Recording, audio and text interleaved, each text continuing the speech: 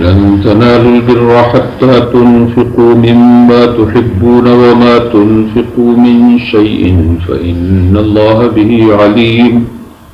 كل الطعام كان حلا لبني إسرائيل إلا ما حرم إسرائيل على نفسه من قبل أن تنزل التوراة قل فأتوا بالتوراة فاتلوها إن كنتم صادقين ومن افترى على الله الكذب من بعد ذلك فأولئك هم الظالمون قل صدق الله فاتبعوا ملة إبراهيم حنيفا وما كان من المشركين إن أفضل بيت وضع للناس للذي ببكة مباركا وهدى للعالمين فيه آيات بينات مقام إبراهيم ومن دخله كان آمنا ولله على الناس حج البيت من استطاع إليه سبيلا ومن كفر فإن الله غني عن العالمين قل يا أهل الكتاب لم تكفرون بآيات الله والله شهيد على ما تعملون قل يا أهل الكتاب لم تصدون عن سبيل الله من آمن بالله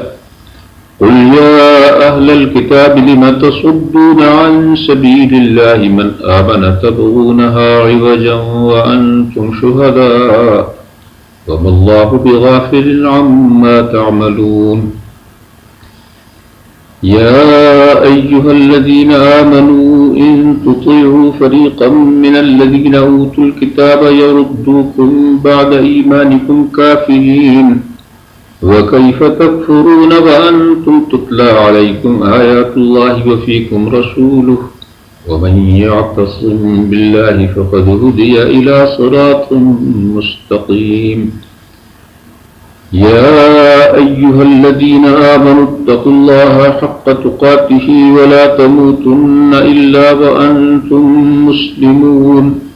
واعتصموا بحبل الله جميعا ولا تفرقوا واذكروا نعمة الله عليكم إذ كنتم أعداء فألف بين قلوبكم فأصبحتم بنعمته إخوانا وكنتم على شفا حفرة من النار فأنقذكم منها كذلك يبين الله لكم آياته لعلكم تهتدون ولتكن منكم أمة يدعون إلى الخير ويأمرون بالمعروف وينهون عن المنكر وأولئك هم المفلحون ولا تكونوا كالذين تفرقوا واختلفوا من بعد ما جاءهم البينات وأولئك لهم عذاب عظيم يوم تبيض وجوه وتسود وجوه فأما الذين اسودت وجوههم أكفرتم بعد إيمانكم فذوقوا العذاب بما كنتم تكفرون وأما الذين ابيضت وجوههم ففي رحمة الله هم فيها خالدون تلك آيات الله نتلوها عليك بالحق وما الله يريد ظلما للعالمين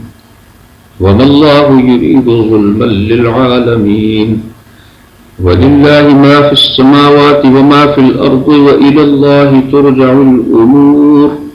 كنتم خير أمة أخرجت للناس تأمرون بالمعروف وتنهون عن المنكر وتؤمنون بالله ولو آمن أهل الكتاب لكان خيرا لهم منهم المؤمنون وأكثرهم الفاسقون لن يضروكم إلا أذى وإن يقاتلوكم يولوكم الأدبار ثم لا ينصرون غضبت عليهم الذلة أينما ثقفوا إلا بحبل من الله وحبل من الناس وباءوا بغضب من الله وغضبت عليهم المسكنة ذلك بأنهم كانوا يكفرون بآيات الله ويقتلون الأنبياء بغير حق ذلك بما عصوا وكانوا يعتدون ليسوا سواء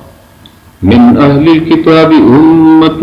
قائمة يتلون آيات الله آناء الليل وهم يسجدون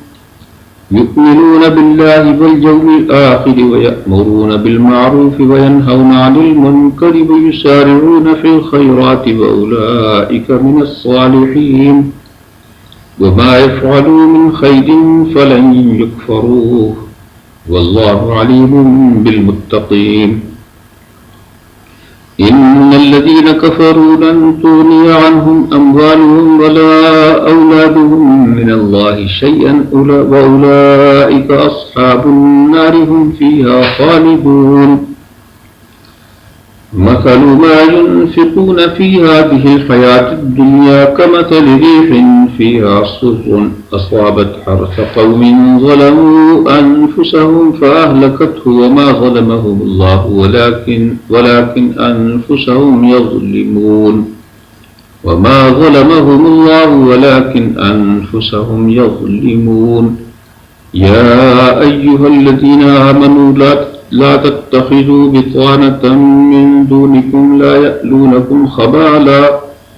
ودوا ما عنتم قد بدت البغضاء من أفواههم وما تخفي صدورهم أكبر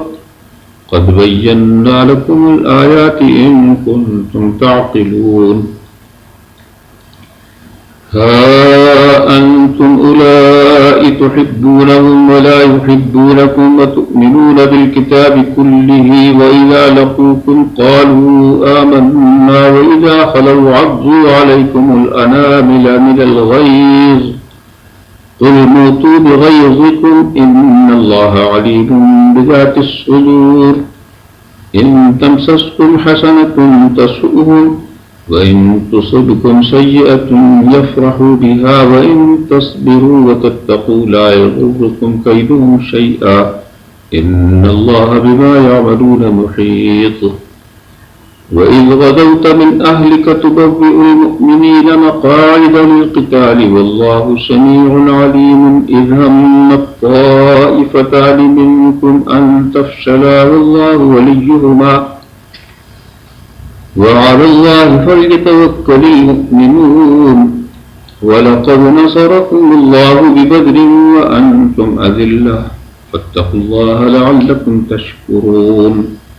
إذ تقول للمؤمنين ألن يكفيكم أن يمدكم ربكم ب3,000 من الملائكة منزلين بلى إن تصبروا وتتقوا ويأتوكم من فورهم هذا يمددكم ربكم ب5,000 من الملائكة مسومين وما جعله الله إلا بشرى لكم ولتطمئن قلوبكم به وما النصر إلا من عند الله العزيز الحكيم ليقطع طرفا من الذين كفروا أو يكبتهم فينقلبوا خائبين ليس لك من الأمر شيء أو يتوب عليهم أو يعذبهم فإنهم ظالمون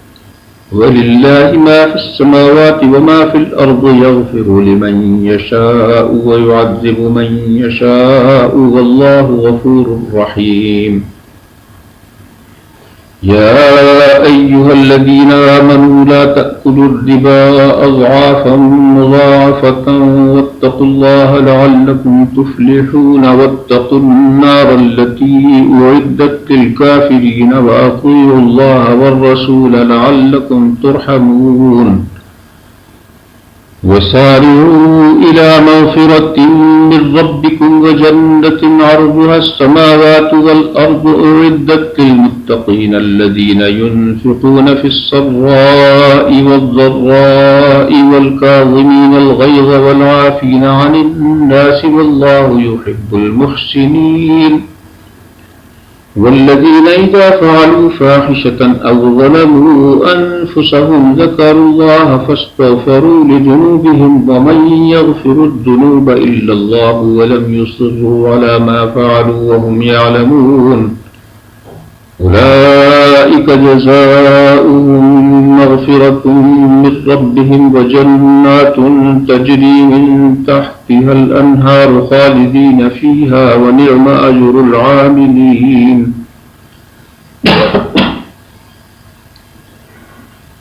قد خلت من قبلكم سنن فسيروا في الأرض فانظروا كيف كان عاقبة المكذبين. هذا بيان للناس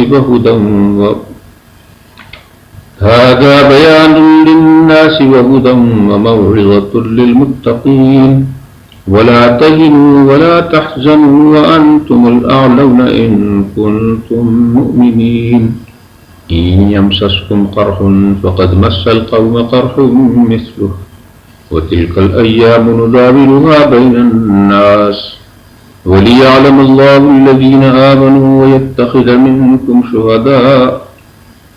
وتلك الأيام نداولها بين الناس وليعلم الله الذين آمنوا ويتخذ منكم شهداء والله لا يحب الظالمين وليمحص الله الذين آمنوا ويمحق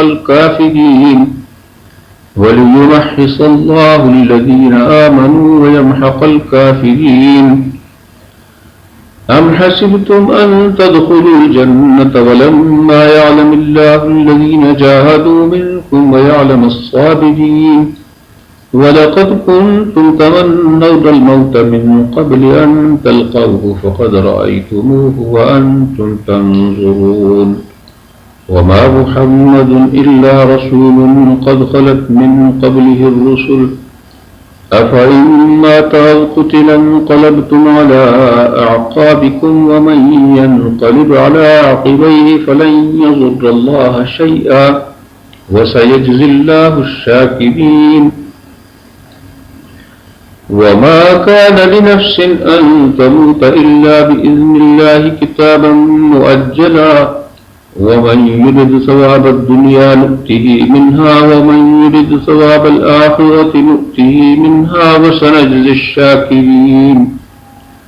وكأي من نبي قاتل معه ربيون كثير فما وهنوا لما أصابهم في سبيل الله وما ضعفوا وما استكانوا والله يحب الصابرين.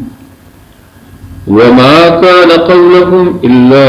أن قالوا ربنا اغفر لنا ذنوبنا وإسرافنا في أمرنا وثبت أقدامنا وانصرنا على القوم الكافرين. فآتاهم الله ثواب الدنيا وحسن ثواب الآخرة والله يحب المحسنين. يا أيها الذين آمنوا إن تطيعوا الذين كفروا يردوكم على أعقابكم فتنقلبوا خاسرين. بل الله مولاكم وهو خير الناصرين. سنلقي في قلوب الذين كفروا الرعب بما أشركوا بالله ما لم ينزل به سلطانا ومأواهم النار وبئس مثوى الظالمين.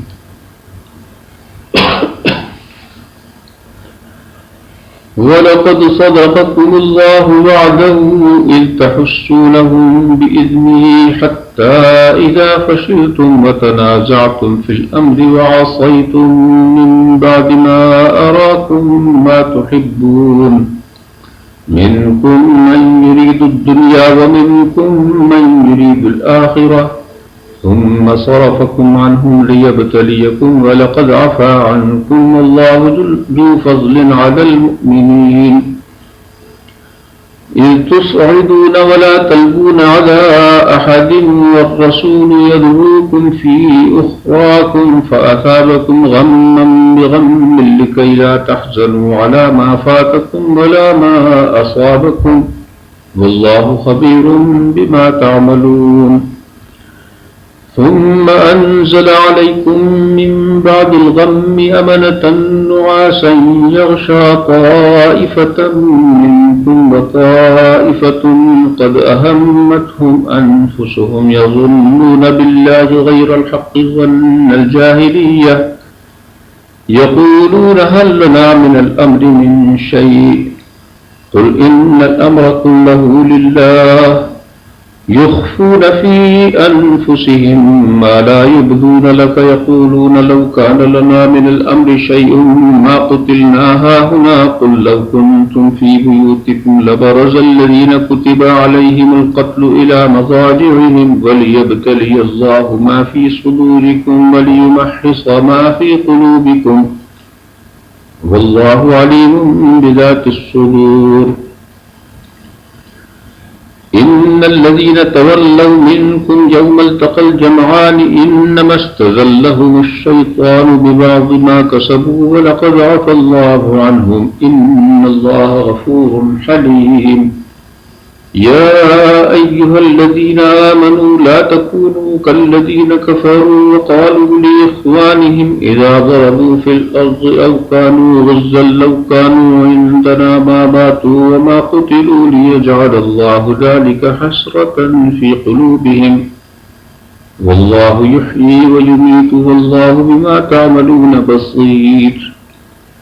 ولئن قتلتم في سبيل الله أو متم لمغفرة من الله ورحمة خير مما يجمعون ولئن متم أو قتلتم لإلى الله تحشرون فبما رحمة من الله لنت لهم ولو كنت فظا غليظ القلب لانفضوا من حولك فاعف عنهم واستغفر لهم وشاورهم في الأمر فإذا عزمت فتوكل على الله إن الله يحب المتوكلين إن ينصركم الله فلا غالب لكم وإن يخذلكم فمن ذا الذي ينصركم من بعده وعلى الله فليتوكل المؤمنون وما كان لنبي أن يغل ومن يغل يأت بما غل يوم القيامة ثم توفى كل نفس ما كسبت وهم لا يظلمون أفمن اتبع رضوان الله كمن باء بسخط من الله ومأواه جهنم وبئس المصير درجات عند الله والله بصير بما يعملون لقد من الله على المؤمنين إذ بعث فيهم رسولا من أنفسهم يتلو عليهم آياته ويزكيهم ويعلمهم الكتاب والحكمة وإن كانوا من قبل لفي ضلال مبين أولما أصابتكم مصيبة قد أصبتم مثليها قلتم أنى هذا قل هو من عند أنفسكم إن الله على كل شيء قدير وما أصابكم يوم التقى الجمعان فبإذن الله وليعلم المؤمنين وليعلم الذين نافقوا وقيل لهم تعالوا قاتلوا في سبيل الله أو ادفعوا قالوا لو نعلم قتالا لاتبعناكم هم للكفر يومئذ أقرب منهم للإيمان يقولون بأفواههم ما ليس في قلوبهم والله أعلم بما يكتمون الذين قالوا لإخوانهم وقعدوا لو أطاعونا ما قتلوا قل فادرءوا عن أنفسكم الموت إن كنتم صادقين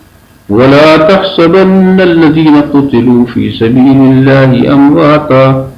بل أحياء عند ربهم يرزقون فرحين بما آتاهم الله من فضله ويستبشرون بالذين لم يلحقوا بهم من خلفهم ألا خوف عليهم ولا هم يحزنون يستبشرون بنعمة من الله وفضل وأن الله لا يضيع أجر المؤمنين الذين استجابوا لله والرسول من بعد ما أصابهم القرح للذين أحسنوا منهم واتقوا أجر عظيم الذين قال لهم الناس إن الناس قد جمعوا لكم فاخشوهم فزادهم إيمانا وقالوا حسبنا الله ونعم الوكيل فانقلبوا بنعمة من الله وفضل لم يمسسهم سوء واتبعوا رضوان الله والله ذو فضل عظيم إنما ذلكم الشيطان يخوف أولياءه فلا تخافوهم وخافون إن كنتم مؤمنين ولا يحزنك الذين يسارعون في الكفر إنهم لن يضروا الله شيئا يريد الله ألا يجعل لهم حظا في الآخرة ولهم عذاب عظيم إن الذين اشتروا الكفر بالإيمان لن يضروا الله شيئا ولهم عذاب أليم ولا يحسبن الذين كفروا أنما نملي لهم خير لأنفسهم إنما نملي لهم ليزدادوا إثما ولهم عذاب مهين ما كان الله ليذر المؤمنين على ما أنتم عليه حتى يميز الخبيث من الطيب وما كان الله ليطلعكم على الغيب ولكن الله يجتبي من رسله من يشاء فآمنوا بالله ورسله وإن تؤمنوا وتتقوا فلكم أجر عظيم ولا يحسبن الذين يبخلون بما آتاهم الله من فضله هو خيرا لهم بل هو شر لهم سيطوقون ما بخلوا به يوم القيامة ولله ميراث السماوات والأرض والله بما تعملون خبير لقد سمع الله قول الذين قالوا إن الله فقير ونحن أغنياء سنكتب ما قالوا وقتلهم الأنبياء بغير حق ونقول ذوقوا عذاب الحريق ذلك بما قدمت أيديكم وأن الله ليس بظلام للعبيد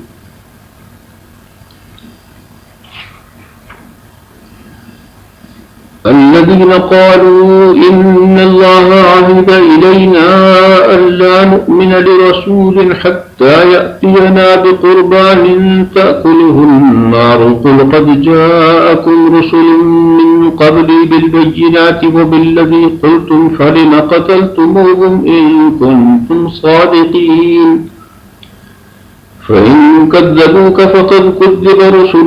من قبلك جاءوا بالبينات والزبر والكتاب المنير كل نفس ذائقة الموت وإنما توفون أجوركم يوم القيامة فمن زحزح عن النار وأدخل الجنة فقد فاز وما الحياة الدنيا إلا متاع الغرور لتبلغن في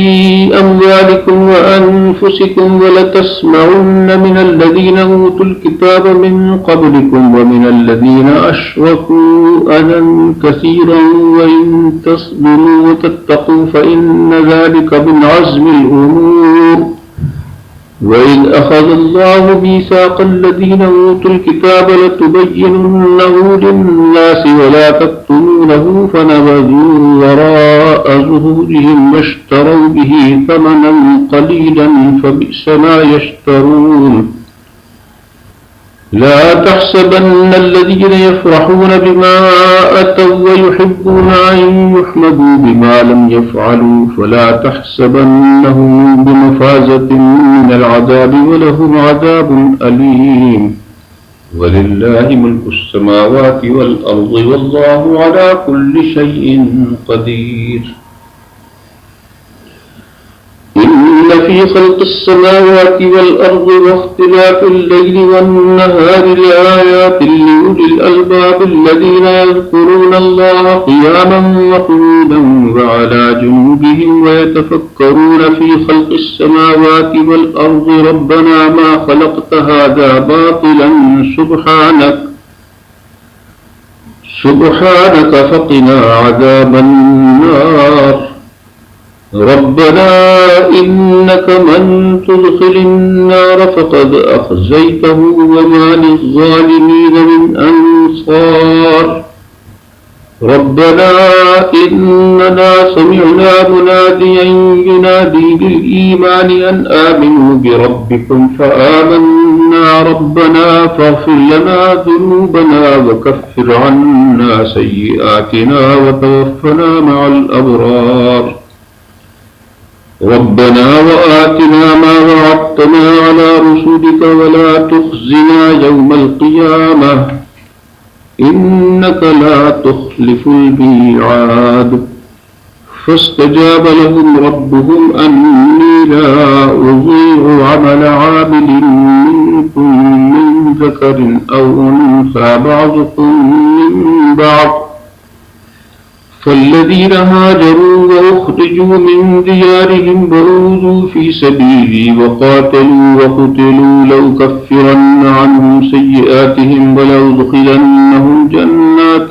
تجري من تحتها الأنهار ثوابا من عند الله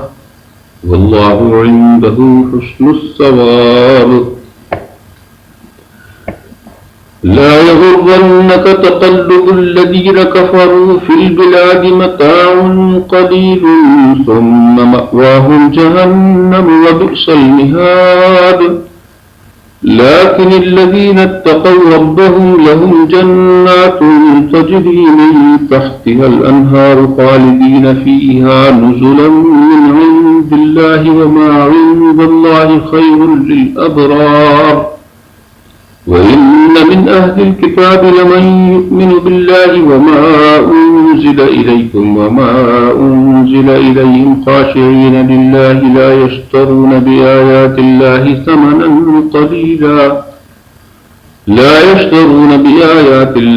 ثمنا قليلا أولئك لهم أجرهم عند ربهم إن الله سريع الحساب يا أيها الذين آمنوا اصبروا وصابروا ورابطوا واتقوا الله لعلكم تفلحون بسم الله الرحمن الرحيم يا أيها الناس اتقوا ربكم الذي خلقكم من نفس واحدة وخلق منها زوجها وبث منهما رجالا كثيرا ونساء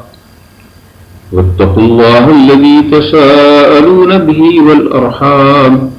إن الله كان عليكم رقيبا وآتوا اليتامى أموالهم ولا تتبدلوا الخبيث بالطيب ولا تأكلوا أموالهم إلى أموالكم إنه كان حوبا كبيرا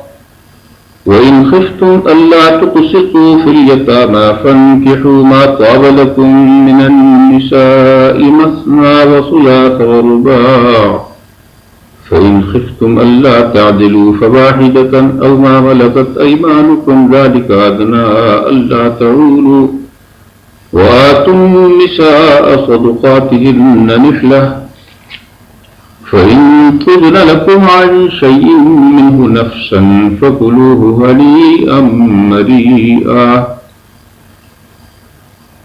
ولا تؤتوا السفهاء أموالكم التي جعل الله لكم قياما وارزقوهم فيها واكسوهم وقولوا لهم قولا معروفا وابتلوا اليتامى حتى إذا بلغوا النكاح فإن آنستم منهم رشدا فادفعوا إليهم أموالهم ولا تأكلوها إسرافا وبدارا أن يكبروا ومن كان غنيا فليستعفف ومن كان فقيرا فليأكل بالمعروف فإذا دفعتم إليهم أموالهم فأشهدوا عليهم وكفى بالله حسيبا للرجال نصيب مما ترك الوالدان والأقربون وللنساء نصيب مما ترك الوالدان والأقربون مما قل منه أو كثر نصيبا مفروضا وإذا حضر القسمة أولي القربى واليتامى والمساكين فارزقوهم منه وقولوا لهم قولا معروفا وليخشى الذين لو تركوا من خلفهم ذرية ضعافا خافوا عليهم فليتقوا الله وليقولوا قولا سديدا إن الذين يأكلون أموال اليتامى ظلما إنما يأكلون في بطونهم نارا وسيصلون سعيرا يوصيكم الله في أولادكم للذكر مثل حظ الأنثيين فإن كن نساء فوق اثنتين فلهن ثلثا ما ترك وإن كانت واحدة فلها النصف ولأبويه لكل واحد منهما السدس مما ترك إن كان له ولد فإن لم يكن له ولد وورثه أبواه فلأمه الثلث فإن كان له إخوة فلأمه السدس من بعد وصية يوصى بها أو دين غير من بعد وصية يوصي بها أو دين آباؤكم وأبناؤكم لا تدرون أيهم أقرب لكم نفعا فريضة من الله إن الله كان عليما حكيما ولكم نصف ما ترك أزواجكم إن لم يكن لهن ولد فإن كان لهن ولد فلكم الربع مما تركن من بعد وصية يوصين بها أو دين ولهن الربع مما تركتم إن لم يكن لكم ولد فإن كان لكم ولد فلهن الثمن مما تركتم من بعد وصية توصون بها أو دين وإن كان رجل يورث كلالة أو امرأة وله أخ أو أخت فلكل واحد منهما السدس فإن كانوا أكثر من ذلك فهم شركاء في الثلث من بعد وصية يوصى بها أو دين غير مضار وصية من الله والله عليم حليم تلك حدود الله ومن يطع الله ورسوله يدخله جنات تجري من تحتها الأنهار خالدين فيها وذلك الفوز العظيم ومن يعص الله ورسوله ويتعد حدوده يدخله نارا خالدا فيها وله عذاب مهين واللاتي يأتين الفاحشة من نسائكم فاستشهدوا عليهن 4 منكم فإن شهدوا فأمسكوهن في البيوت حتى يتوفاهن الموت أو يجعل الله لهن سبيلا واللذان يأتيانها منكم فآذوهما فإن تابا وأصلحا فأعرضوا عنهما إن الله كان توابا رحيما إنما التوبة على الله للذين يعملون السوء بجهالة ثم يتوبون من قريب فأولئك يتوب الله عليهم وكان الله عليما حكيما وليست التوبة للذين يعملون السيئات حتى إذا حضر أحدهم الموت قال إني تبت الآن ولا الذين يموتون وهم كفار أولئك أعتدنا لهم عذابا أليما يا أيها الذين آمنوا لا يحل لكم أن ترثوا النساء كرها ولا تعضلوهن لتذهبوا ببعض ما آتيتموهن إلا أن يأتين بفاحشة مبينة وعاشروهن بالمعروف فإن كرهتموهن فعسى أن تكرهوا شيئا ويجعل الله فيه خيرا كثيرا وإن أردتم استبدال زوج مكان زوج وآتيتم إحداهن قنطارا فلا تأخذوا منه شيئا أتأخذونه بهتانا وإثما مبينا فكيف تأخذونه وقد أفضى بعضكم إلى بعض وأخذن منكم ميثاقا غليظا ولا تنكحوا ما نكح آباؤكم من النساء إلا ما قد سلف إنه كان فاحشة ومقتا وساء سبيلا حرمت عليكم أمهاتكم وبناتكم وأخواتكم وعماتكم وخالاتكم وبنات الأخ وبنات الأخت وأمهاتكم اللاتي أرضعنكم وأخواتكم من الرضاعة وأمهات نسائكم وربائبكم اللاتي في حجوركم من نسائكم اللاتي دخلتم بهن فإن لم تكونوا دخلتم بهن فلا جناح عليكم وحلائل أبنائكم الذين من أصلابكم وأن تجمعوا بين الأختين إلا ما قد سلف إن الله كان غفورا رحيما والمحصنات من النساء إلا ما ملكت أيمانكم كتاب الله عليكم وأحل لكم ما وراء ذلكم أن تبتغوا بأموالكم محصنين غير مسافحين فما استمتعتم به منهن فآتوهن أجورهن فريضة ولا جناح عليكم فيما تراضيتم به من بعد الفريضة إن الله كان عليما حكيما